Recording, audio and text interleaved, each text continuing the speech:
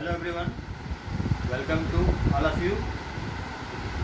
आज जैसे कि इस क्लास के माध्यम से एक नए मेथड के साथ हम लोग उपस्थित हैं, जिसका नाम है समस्या समाधान विधि, प्रॉब्लम सॉल्विंग मेथड। हम ये जानते हैं कि मनुष्य के जीवन में जितनी भी समस्याएं हैं, कहीं ना कहीं हम लोग उसको दूर करने हेतु बहुत सारे प्रयास करते हैं। वैसे ही ठीक उसी तरह अध्यापन कला में भी बहुत सारी समस्याओं के साथ हमें आगे बढ़ना पड़ता है। और जितने भी जो अधिगम करता है, जो लर्नर्स हैं, उनमें ऐसे बहुत सारे कॉन्सेप्ट जो है दिमाग में, वो कहीं ना कहीं हम लोग समाधान के रूप में उपस्थित रहते हैं एज ए टीचर के माध्यम से।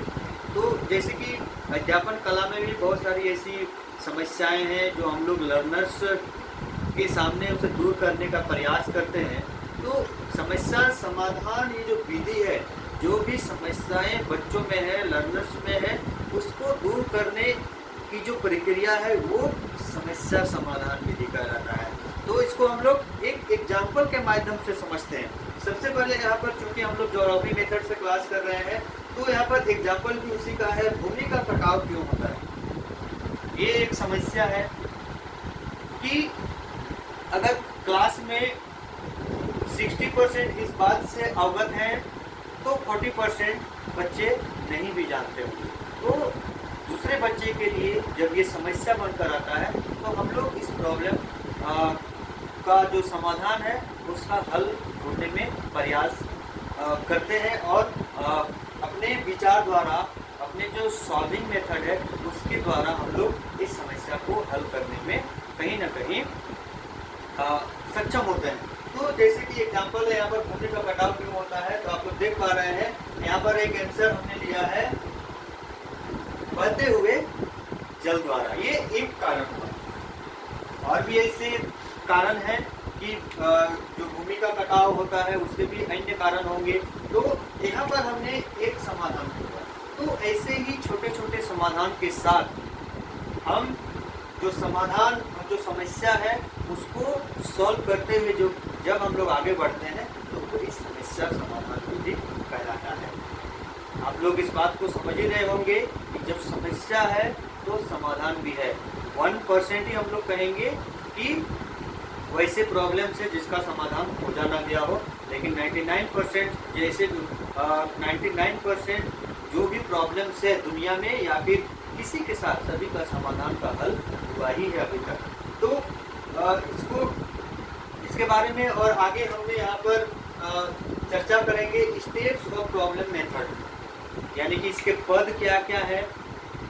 इस पद के माध्यम से, इसके जो विभिन्न पद है उसके माध्यम से इस विधि को हम लोग आगे बढ़ाते हैं। तो पहला जो है समस्या का उद्भव, जेनेसिस। समस्या, कोई भी समस्या कहाँ से उत्पन्न हुई है, इस बारे में हम लोग विचार करने का प्रयास करते हैं। क्योंकि जब हम लोग किसी भी समस्या के पूरे बैकग्राउंड तक नहीं जाएंगे, तब तक हम उस समस्या को हल नहीं कर पाएंगे। तो सबसे पहले स्टेप्स में हम देख पा रहे हैं कि समस्या का उद्भव कहाँ से हुआ है, तब हम लोग उसके जो प्रॉब्लम्स है उसको हाईलाइट करने में सक्षम हो पाएंगे। दूसरा, यहाँ पर समाधान हेतु आवश्यक अध्ययन या निरीक्षणात्मक सामग्रियों का चयन। हम लोग कोई भी बात या फिर कोई भी सेगमेंट को समाधान करने के लिए, उसके जो प्रॉब्लम है उसको दूर करने के लिए आवश्यक अध्ययन करते हैं कि किस तरह से बच्चों के जो प्रॉब्लम है उसको दूर किया जा सकता है, और उस हिसाब से अपना जो मटेरियल्स है उसका जो है चुनाव करते हैं और उसको योजनाबद्ध तरीके से बच्चों के सामने पेश करते हैं, ताकि बच्चों के जो प्रॉब्लम है वो दूर हो जाए। तीसरा यहाँ पर है समस्या समाधान के लिए योजना निर्माण करना, क्योंकि हर एक मेथड का जो ये पार्ट है कि हम लोग बिना योजना के आगे नहीं बढ़ सकते हैं। तो यहाँ भी समस्या समाधान विधि में भी एक प्लान की आवश्यकता होती है, और प्लान के माध्यम से हम लोग कोई भी प्रॉब्लम को दूर कर सकते हैं। जैसे कि प्लान के लिए एक एग्जाम्पल यहाँ पर है। पहले हम लोग लिखे हैं कि समस्या का उद्भव, ये भी फर्स्ट ऑफ ऑल में आएगा कि समस्या समस्या का उद्भव कहाँ से हुई है और समस्या क्यों उत्पन्न हुई है, तो ये भी हम लोग प्लान में हम लोग शामिल करेंगे।